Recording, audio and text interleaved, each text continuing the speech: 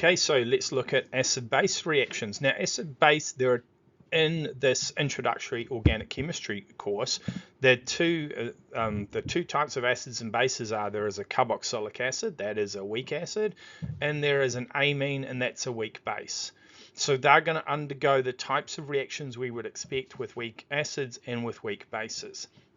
So the carboxylic acid will dissociate with water or react with water. Okay, it's going to donate its proton to water to produce a hydronium ion, and the weak base will partially dissociate with water to produce the amino ion or minium ion, sorry. So let's see if we can look at the examples of these. So the first one here is our butanoic acid. Now, to show it partially dissociates, and we write this reaction with water, we have to put a forwards backwards arrow, double arrow. And remember, the hydrogen is going to be donated to the water molecule, so we're going to end up with the carboxylate ion here. That is, the O is going to have a negative charge, the carbon double bond oxygen, O negative charge, and the hydronium ion. That's the major change. With an amine, we have this NH2 functional group here is actually going to accept a proton from water, and it's becomes a positive charge, and it becomes an aminium ion. So this would be propan 1 aminium ion. We don't have to remember the name for these ions, and it's going to produce the hydroxide ion as well. So these are the dissociation equations in water. The major thing to remember is the functional group of the carboxylic acid. It loses its hydrogen, it gains a negative charge. The ammonia functional group gains hydrogen and a positive charge and produces an OH minus ion. So carboxylic acids, because they are acids, will react with bases.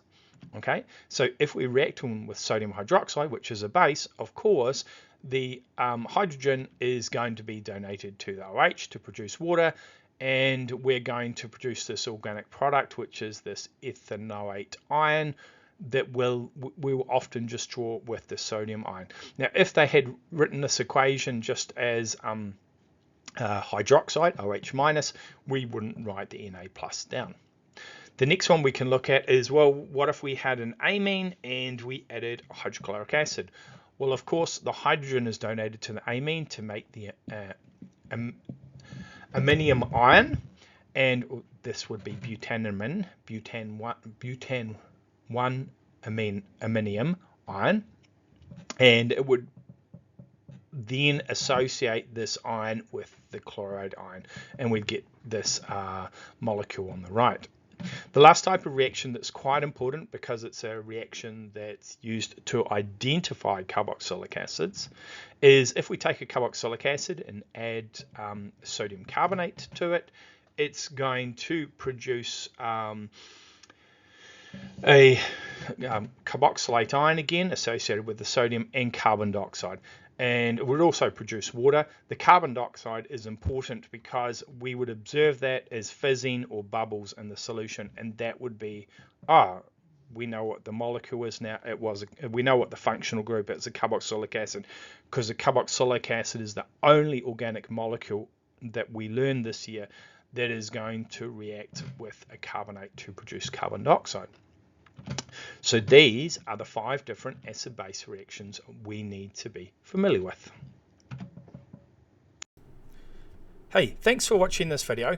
Hopefully this has made you more confident with your chemistry.